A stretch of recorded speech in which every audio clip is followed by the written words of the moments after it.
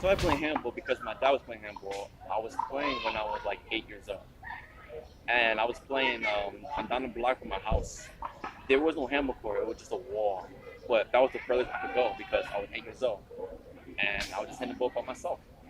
And by the age of 12 or 13, my parents gave me a little freedom, and I was playing my first home park was at Linden Park. And as my journey of getting better, I started traveling to other parks, and Knickerbocker became my next home park, and that was the main park I actually represent. So if you don't know what Knickerbocker is, it's that Bushwick area. Around 13, 14, I was playing in a team high school team.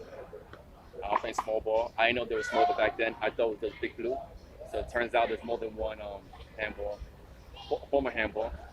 By the age of 20 years old, I started playing tournaments.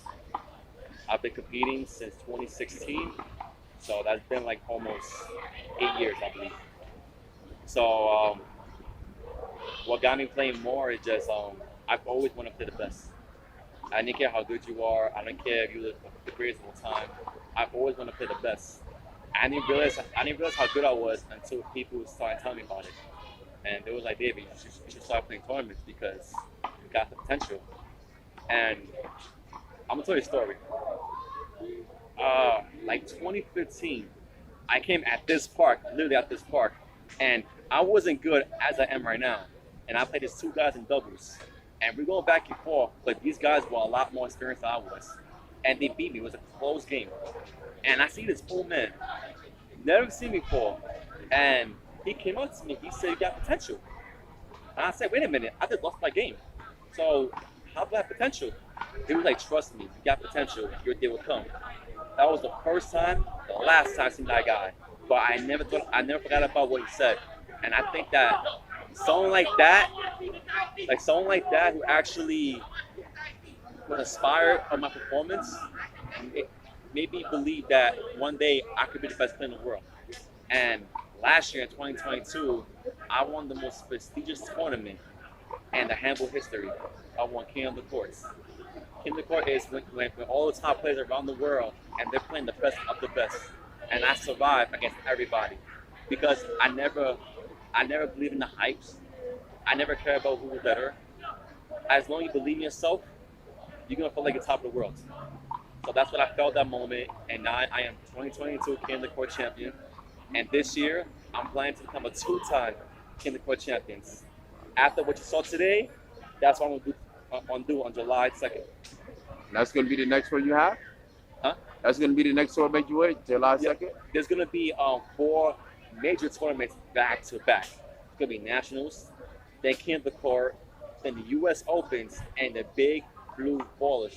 Four prestigious tournaments, and all the best gonna play in each and every tournament.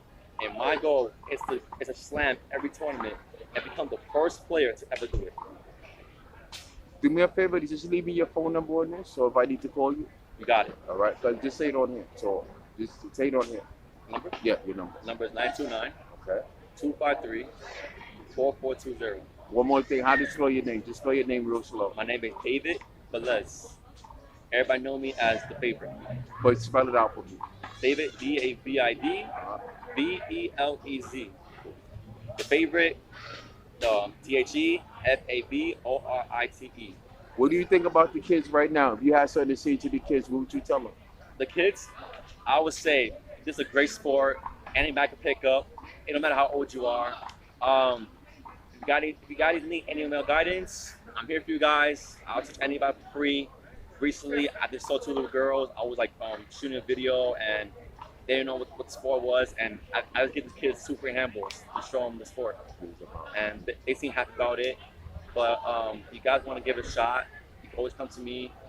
You go to this channel and he will contact me and I'll go to the kids. Because that's the goal. The goal right now is, like I said, it's people like yourself, Brooke, who's been here for years. We get a team and have them, and we pay them to sponsor them so that the kids can have it. What do you think that needs to change in handball right now that's destroying it? I feel like we need more attitude, like good sportsmanship. I feel like we should advertise more. I feel like every organization should work together as one instead of doing for themselves. I think that's just what divides us in the first place.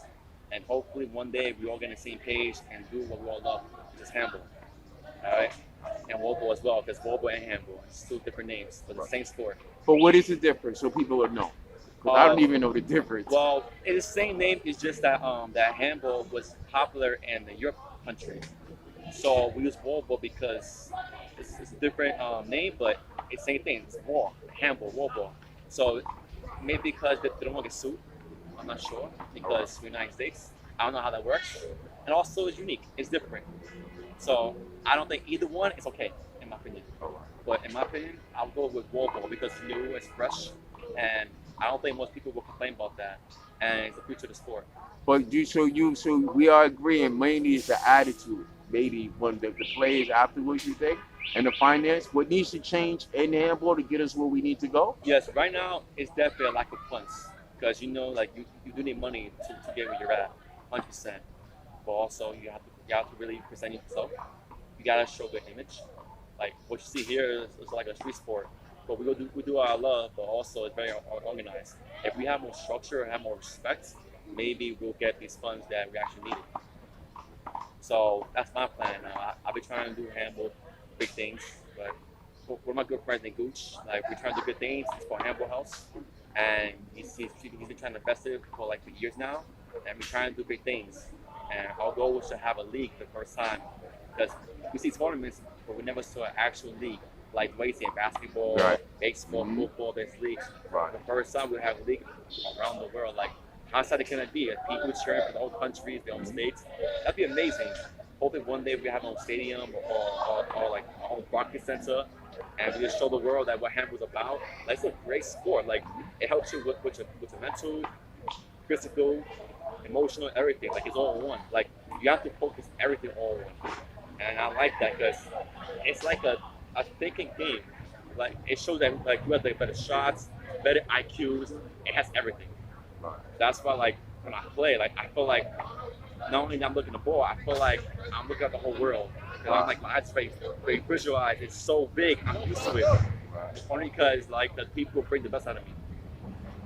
It's fun. Like I can show you, but I can tell you. You know, like it'll take a while, but the more you're used to it, you're gonna like it more. And I think I like it more because I like the sound when I hit the ball from my hand, and I can have impact. And I felt like instead of hitting anybody in the face, I'm hitting the ball in my hand. I can see how hard I hit the ball, right? And you can get that a little pound, like a little impact. Boom! And like, wow, like you feel like you like the world's strongest man, you know, with that ball. You know, like with that ball, you have so many control with it. You know, like you do a lot with the handball. It's fun. I would say get into it. Anything else you want to say to anybody? Shout out to somebody, family, anything? Well, I'm gonna shout out to my fans, everybody who's been on my side since day one. It was for you guys. I work for you on that. I want to thank my girlfriend Leslie. She's been my number one supporter, and she's been one of the few people who actually got my back, even the odds were against me.